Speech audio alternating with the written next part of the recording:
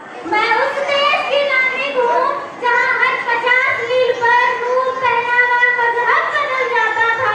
मैं उस देश की नागरिक हूँ जहाँ डाल डाल पर सोने की चिड़िया को पाया जाता था। मैं उस देश की नागरिक हूँ जिसे अपने भूगोल से पहले पूरे ब्रह्मांड का भूगोल समझ आता था। A very good morning to honorable principal sir, respected teachers, chief guest and all my dear friends. मैं रानी कुमारी कक्षा